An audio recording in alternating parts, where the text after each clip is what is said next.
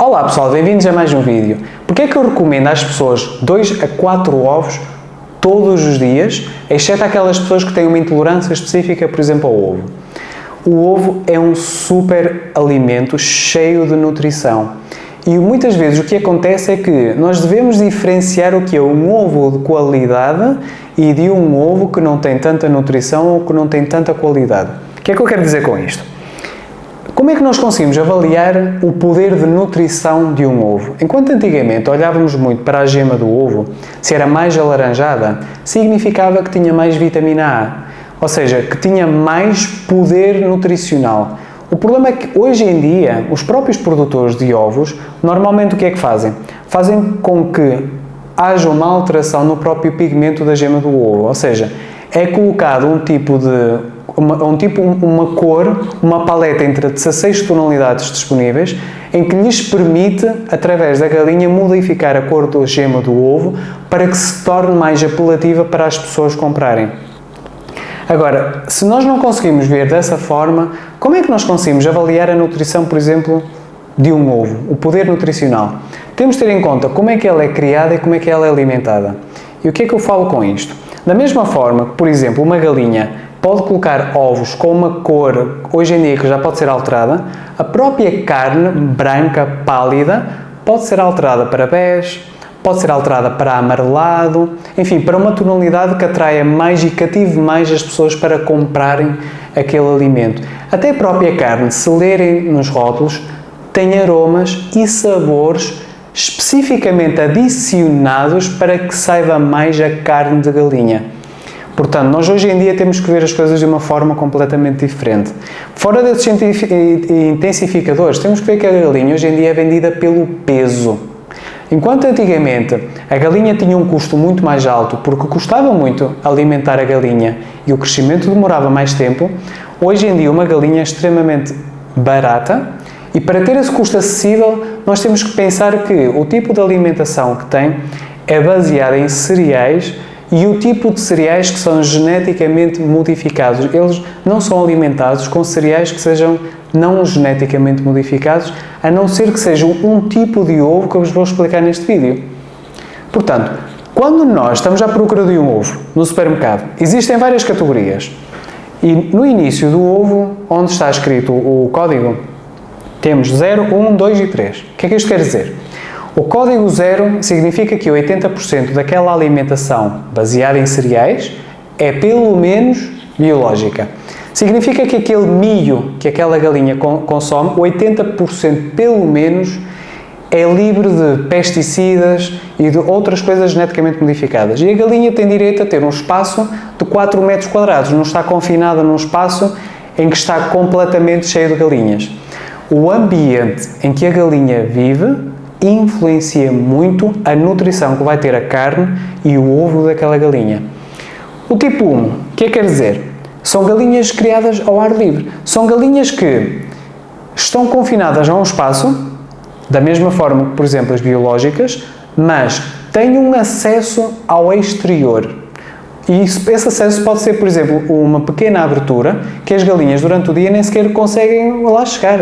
Simplesmente podem ter um acesso ao exterior. E faz com que tenham acesso à vegetação, que possam comer vegetação, por exemplo, determinadas minhocas, por exemplo, determinados insetos, e tenham um espaço de 2,5 metros quadrados. Portanto, assim conseguem ter uma percepção. O código 2 são pavilhões fechados e só pode haver 9 galinhas num metro quadrado. Se nós pensarmos num metro quadrado, 9 galinhas é bastante.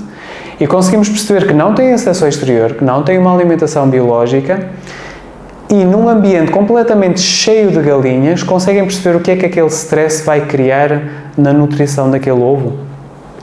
E o código 3 são fechadas em gaiola. As pessoas muitas vezes associam que este tipo de método seja mais higiênico, mas uma galinha fechada em gaiola, completamente com alimentação alterada, geneticamente modificada, a qualidade do ovo, isto é o chamado ovo comercial, vai acabar por ser muito, muito pobre.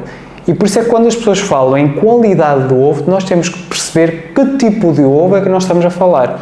E depois existem outras variedades, que é aquele grau em que os ovos são completamente direitinhos, sem rachadelas, e por vezes as pessoas compram isso por uma questão estética, o ovo pasteurizado, sujeito a calor, para durar mais tempo, para que não tenha risco de infecções, ou o ovo vegetariano, ou seja, em que a galinha tem uma alimentação mais vegetariana, isso parece muito bom, mas na grande maioria são cereais, como por exemplo soja, milho, geneticamente modificado, em que a galinha vai absorver aquilo tudo e nós vamos consumir isso tudo através da carne ou através dos ovos. Portanto, qual delas é que eu recomendaria? Pelo menos que fosse ovos biológicos, e se não têm acesso a isso, procurem ovos caseiros, ou, melhor ainda, se tiverem espaço em casa, criem as vossas próprias galinhas. Eu, por exemplo, falo com alguns pacientes que têm essa oportunidade e têm acompanhado a parte alimentar e é uma coisa impressionante. E tenho dado indicação para alimentarem com cevada germinada, isso parece tipo cocaína ou café para as galinhas, elas adoram isso. E eu tenho acesso a esse tipo de ovos e mesmo à própria carne e é completamente diferente a forma como estas galinhas são alimentadas. Porquê? Porque a fermentação da própria cevada faz com que exponha mais os nutrientes, como por exemplo as vitaminas do complexo B, que depois nós acabamos consumindo pela alimentação. Quais são os benefícios dos ovos? São uma excelente fonte de proteína, em que nós temos, por exemplo, um efeito anabólico que é a capacidade da proteína se tornar tecido no nosso corpo. Articulação, músculo, osso, etc. E o ovo corresponde a cerca de 48%.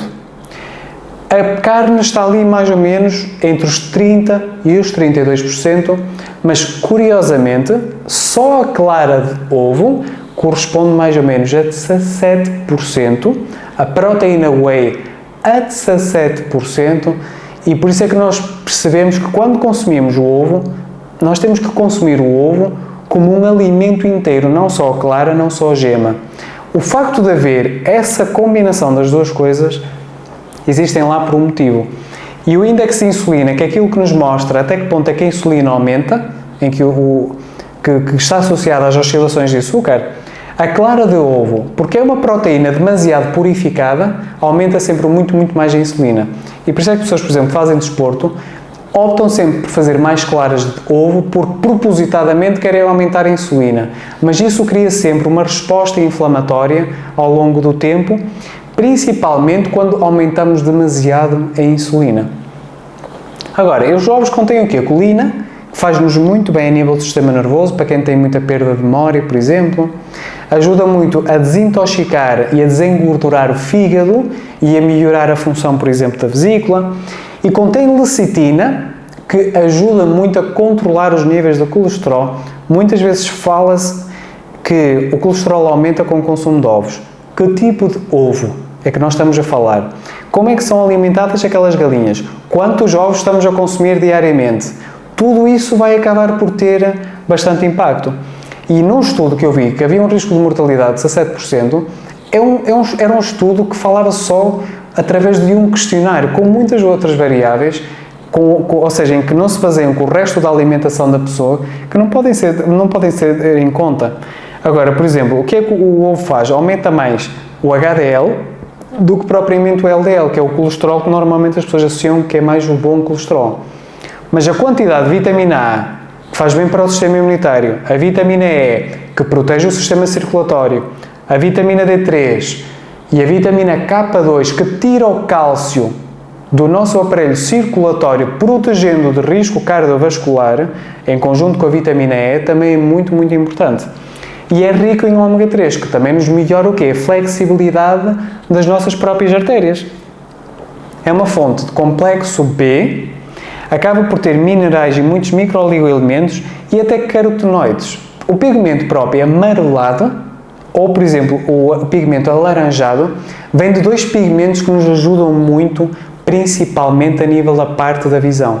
Portanto, nós conseguimos perceber que o ovo é um super alimento, é o melhor pequeno almoço que eu posso indicar, por exemplo, a alguém. Tenha que terem atenção à qualidade do ovo. E a pergunta que se coloca, como é que se cozinha o ovo?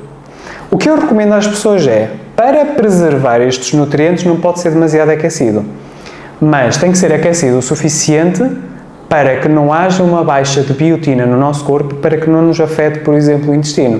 O que é que eu recomendaria? Se fazem ovos mexidos, colocar, por exemplo, no momento o ovo e quando a clara comece a mudar de cor, mexer, deixar repousar e retirar do fogão. Isso vai fazer com que vocês consigam preservar os nutrientes e que não haja nenhum risco de mais nada que possa acontecer a nível da parte de déficits de nutrientes, porque o ovo está demasiado cru. Assim vocês conseguem ter a temperatura correta e tirar os melhores benefícios. Vejo-vos no próximo vídeo.